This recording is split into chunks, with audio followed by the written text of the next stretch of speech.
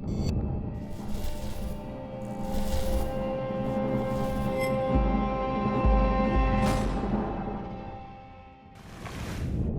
caught the one fish that we were sitting there watching on the grass. Good one. This week on Kentucky Afield, it's that time of year. The crappie are biting, and we're after them with a brand new technique. Here's my lure. There's the fish. Good fish too, Chad. Next, and speaking of new techniques, the Modified Unified Method is the department's newest tool in the battle against Asian Carp. Then, What a nice day to be out here walking around, huh? deer season might be over, but shed season is in full swing. Nice job. It's all next on Kentucky Afield. That is obviously the same deer. Such a pretty fish. Beautiful. This pond is plumb loaded with frogs. They're everywhere in here.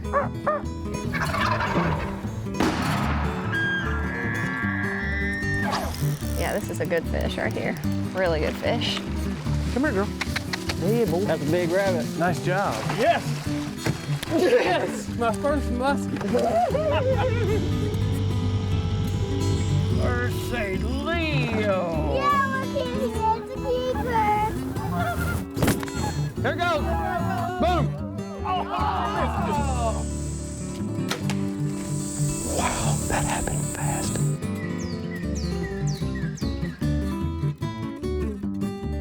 Hello, and welcome to Kentucky Afield.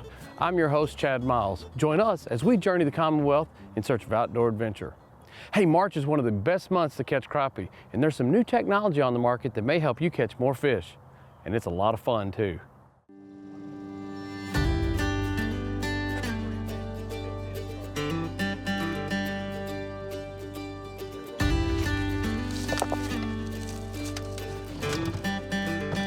I tell you what, die-hard crappie fishermen, 20-degree weather don't scare us, does it? No, sir. Today we're out here at Taylorsville Lake with Kris Mann looking for crappie. And Kris has got a unique way of catching these fish using some new technology called the Livescope.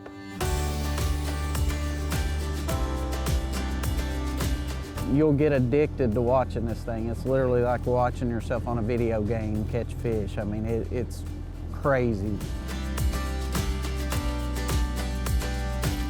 So you'll see with that 1/4 ounce head, the heavier weight will get us down there quicker, and that'll be super important when we're doing this.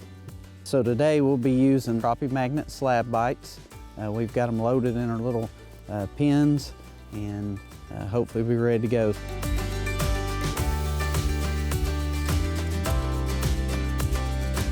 It's going to change the face of fishing as we know it. This thing's got a very narrow cone. It shoots straight out the front, and this game is all about boat control. Here's my lure. There's the fish. Good fish too, Chad. There you go. You got you a 10-incher there. Good. What do you think that is? 9 3/4, 10 inches? We may get 10 out of him. I don't know. Yeah, 9 3/4 probably. Pretty good fish. Pretty fish. But the crazy thing is that you literally found some structure that we couldn't see from the surface, and then targeted that particular fish by watching your bait go right down to it. Targeted that fish and caught that fish. That was job. really cool. That was cool, man. Look at that. Set right there and cast it out and moved that bait from about 4 or 5 feet away and caught the one fish that we were sitting there watching on the grass. 10 1/2, 10 3/4. This is a keeper crappie, pretty crappie. You can tell this one maybe hauling eggs. It's right about that time of year that they start producing some eggs. We're gonna turn it loose.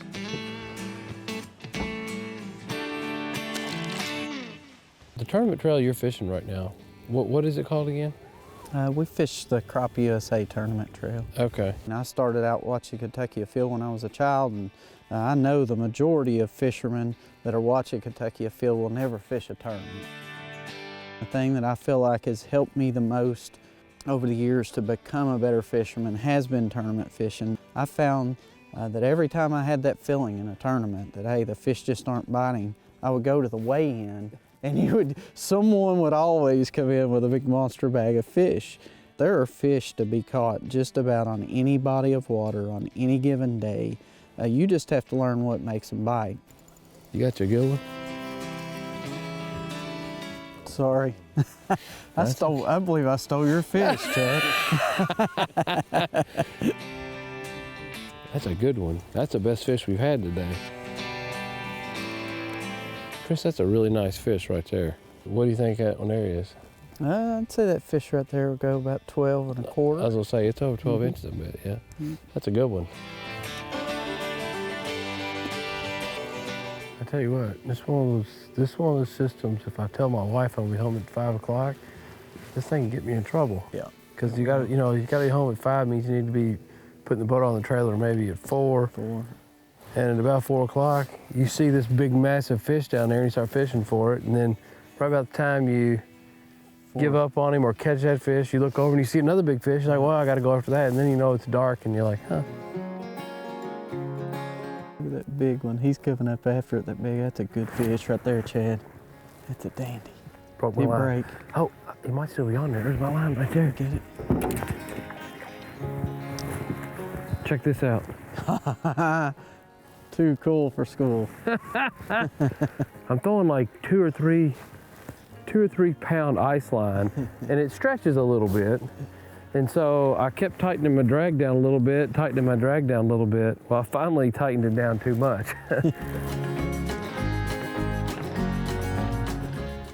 Eat it. He did too. That's what makes this really exciting. You sit right there and watch that bait move in there close to that fish. It's like, okay, I'm on it. It's ready. And I saw the fish turn, and bam, sure enough, it did. And with that, it's a 10-inch crappie. Like I say, we've caught enough of these today that we know we could fill our limit up. And using this technology, we've been able to stay on bites all day. So Kris, the last time you and I were out, it was a couple years ago. We were fishing on Green River and we were just vertically jigging. I think it was the same lure. Yep, same lure. And we caught tons and tons of crappie. There's a whole lot of new techniques in fishing. Of course, this is only about a year old. Tell me about some of the other techniques that people on the American Crappie Tour are utilizing to catch crappie. Yeah, I know an extremely popular technique is the spider rigging or slow vertical trolling, where folks are pushing baits out the front of the boat. And then a very underlooked technique has become long line trolling. So it's where you're dragging baits through the water column behind you, so you're actually pulling baits. What other techniques do you see people using? You know, that dock shooting is another one that's out there. With this technique, Chad, you grab the lure by the head of the lure, you load the rod back like this, and of course I've got the line under my finger, and then I'll shoot that lure. You've taught me a lot today about this particular technique, and this is a lot of fun. Absolutely. Watching fish literally come on the screen and targeting individual fish and watching them come up and hit your lure is a really unique approach. And you know what? You're always fishing for potential keepers. Yeah. You're very seldom ever fishing for fish that if you catch it, it won't be a keeper. People that are avid and diehards are kind of setting the trends of what we're going to have in the future. And the future is here when it comes to this type of technology. It certainly is.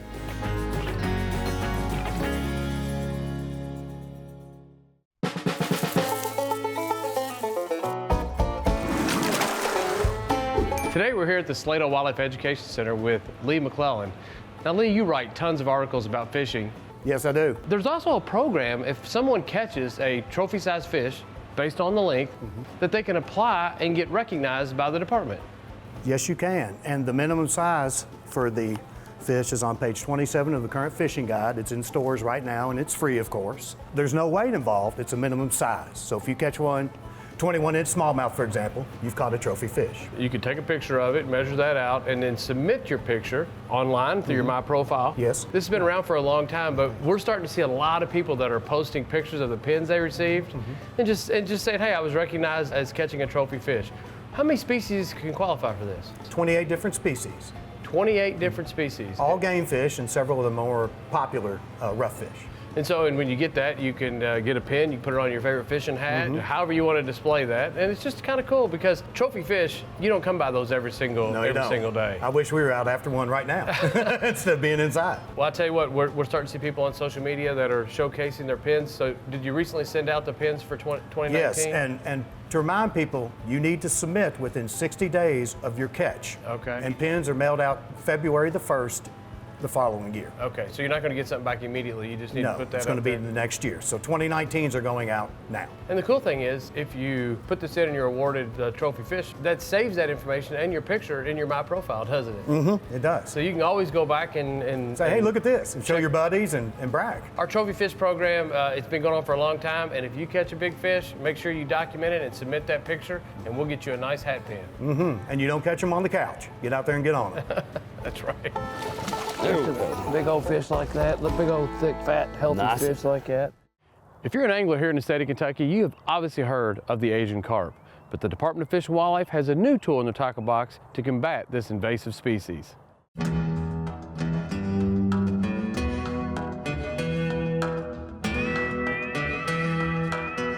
Asian carp became a problem throughout the United States, at least within the Mississippi River Basin. In the late 90s, early 2000s, especially in the Illinois River. And you know, we didn't know much about them in Kentucky. I came to Kentucky in 2009, and a commercial fisherman was paddlefish fishing, and he caught 4,000 pounds of bycatch, which was Asian carp. So obviously, coming from Illinois and having done a few studies on them already, I knew we had a problem. Ever since that time, we've been kind of trying to figure out how we can get mass amounts of Asian carp out of these lakes to keep them from becoming overpopulated. And it's been quite a struggle. We started to invite a commercial market through Carp Madness. We did in 2013, got a lot of media support from that, got a lot of interest in Asian carp from Kentucky and Barkley Lakes at that time. They were very, very robust fish. We created programs like the Asian Carp Harvest Program that would entice commercial fishermen to come to the lakes. We worked with Two Rivers Fisheries to start a processing plant, probably the most successful processing plant in the United States for Asian carp. That's kind of how it all started, and we've been trying to figure out ways since then to increase the amount of harvest, to increase the volume of fish coming out of here every year. The Chinese have a method of driving fish and collecting them. It takes months typically to do it, and they use a whole lot of nets and a whole lot of time and a whole lot of people, and they end up harvesting a body of water that can be hundreds or thousands even of hectares, and they'll get like 85% of the target fish out. They're targeting primarily bighead and silver carp, which is a primary staple fish over there. So what we're doing here is we've kind of modified that technique so that we can run it over days instead of months. We're using a lot of technology instead of just brute manpower. It's called the Modified Unified Method, and so far it seems to be working pretty well. So the USGS came to us, or I went to them actually, and asked them about their Modified Unified Method. They've used it successfully in some natural lakes in Illinois and Missouri, taking out hundreds of thousands of pounds in a week's time. So I asked them if they could come here, and basically they agreed, and the U.S. Fish and Wildlife Service got involved, and so we created a multi-agency project to try a couple bays here this year. We started on February 3rd on another bay, and we're finishing here in Pisgah Bay in the next couple days. Basically, that system is setting out nets. Essentially, we're dividing the body of water into little squares using these block nets. The nets are set, first of all, to block fish from leaving the cove when we start pushing them. And then perpendicular nets are set to create what's called combs, where you got individual cells. We push them out of that cell and then run another block net over the opening and incrementally push them back. We just leapfrog the nets. You use sound and electricity to create narrow corridors where you can work with fish and push them out of those corridors. We have about 2 miles of nets that are actually here to do this with, so we end up moving a whole lot of net around. But in the end, all the fish are stuck in a really small area, which we call our corral or our seine zone.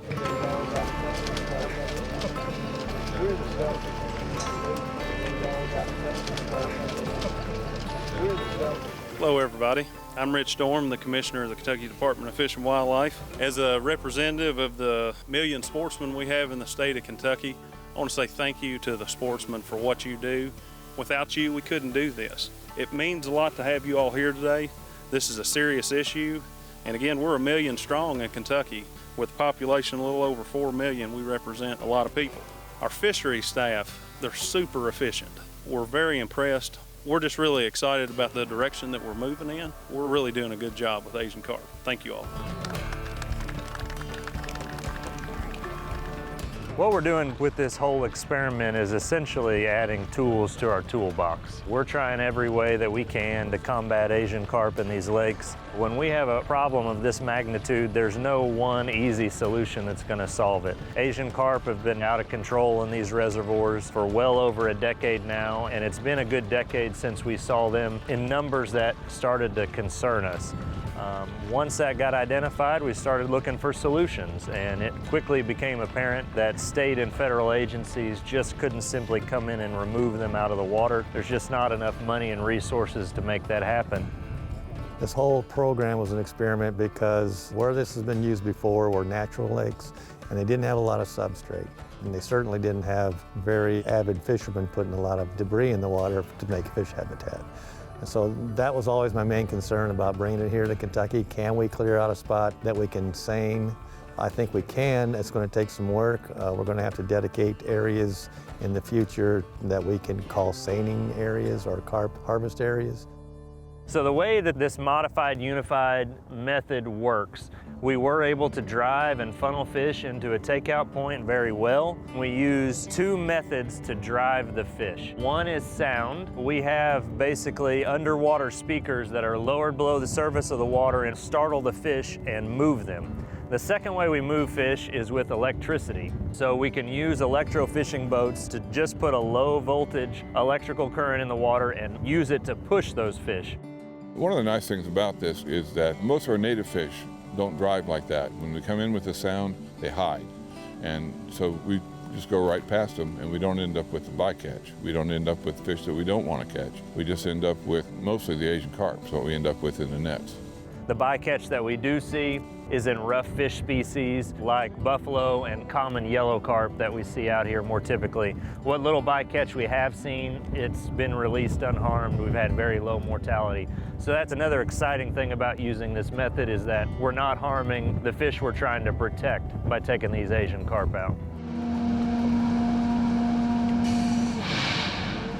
So right now they're giving a trial run of the fish pump. So you can see that pump turning on as they're tightening in the seine. They're bunching those fish up and pushing them closer and closer to that hose where they can pump them out and then put the fish in an even tighter live car, or basically a small net pen, which we can then more easily harvest them out of.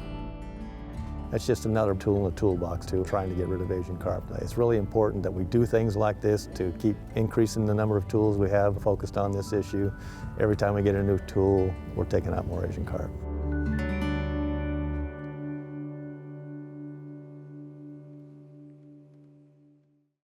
If you're a hunter and you'd like to know which one of your big bucks survived the winter, well, shed hunting is a fun way to do it.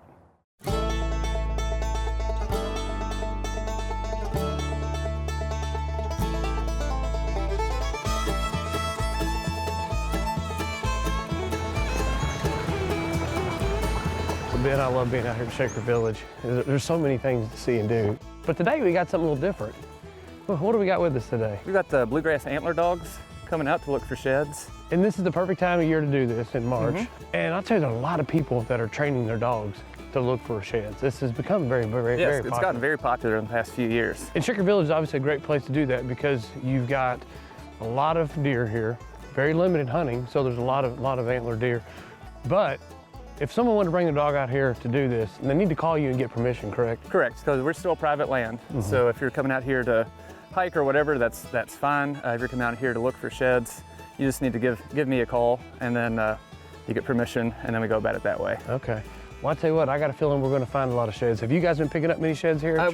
We found some. Yeah. So, but again, we haven't found them all. So I'm sure there's some out there. And they're using a little better technology than you and I have. Right. They can move and cover a lot more ground. Have great noses.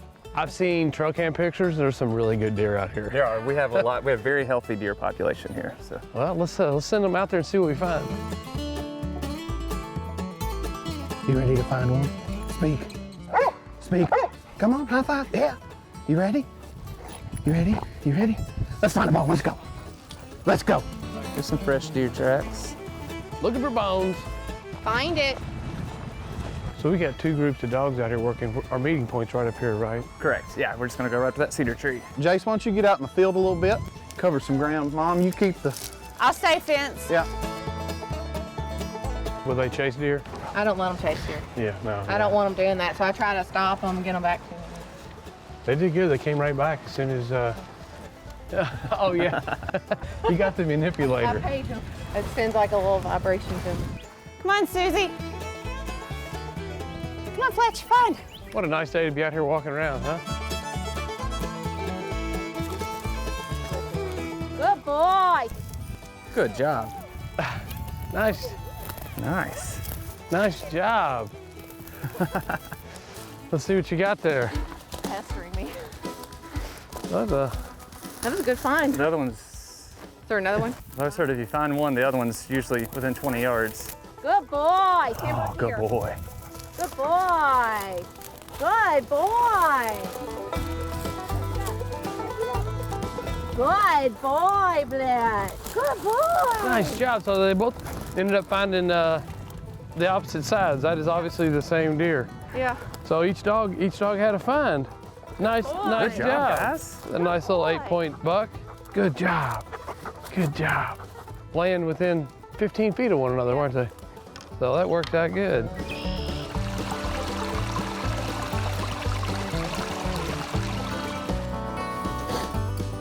Find it.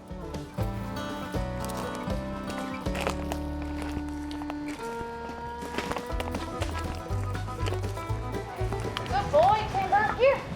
Here, here, here. Good boy. Good boy. Good boy. He won't let it go. Timber just found this there's some well beaten trails through here, so as you can see, he's still pretty honed in on it, so.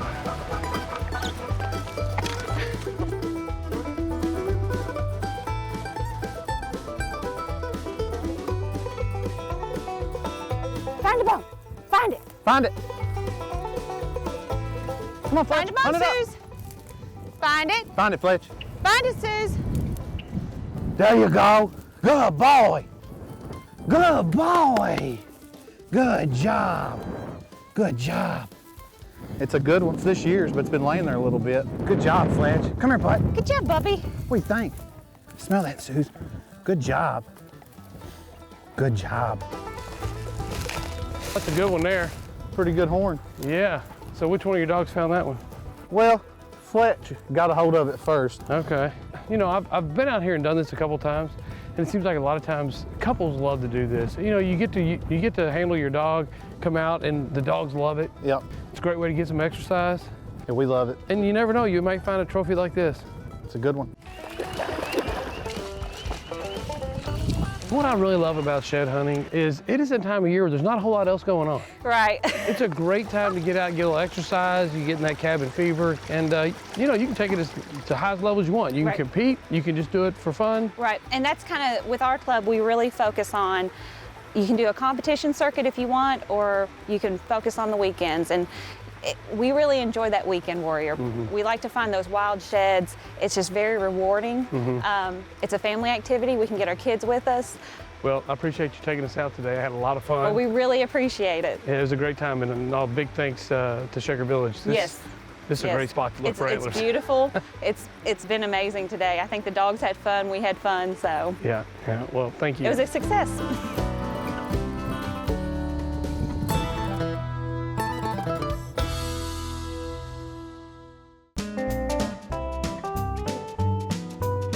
Now let's check in and see who else has been out having fun in this week's Ones That Didn't Get Away. Check out this nice 5x7 bull elk taken by 14-year-old Tim Allen of Hazard, Kentucky. Nice job. Here we have Aaron Alcorn with his very first deer ever, a nice buck that was taken in Rockcastle County. Congratulations. Here we have Kenny Cox with a nice 12-point buck that had a 17-inch inside spread. Nice job. Check out this nice hybrid bass caught at Gist Creek Lake by Bill Deacons of Frankfort, Kentucky. Here we have a nice heavy antlered buck taken by Carson Robinson. This is a 10-point buck taken in Rowan County. Nice job. Here we have a nice buck that was taken by Ken Sparks Jr. of Grant County. This was the largest buck he's ever taken. Congratulations. Who said you can't catch big fish on a small hook and a Zebco pole? Check out what Luke Slaughter caught in his Pappy's fishing pond. Nice job. Here we have Thomas Sanderfoot with his very first turkey ever that he took in the fall season on his grandparents' property. Nice job. Check out this huge largemouth bass caught by Jennifer Vidito. She didn't weigh it, but she estimated it was close to 10 pounds. Nice job. The fish are really starting to bite, and if you're looking for a new location to try out for fishing, you may want to give a Finns Lake a try. And remember, hunting and fishing on private property is a privilege. Always ask permission and thank the landowner. Until next week, I'm your host, Chad Miles, and I hope to see you in the woods or on the water.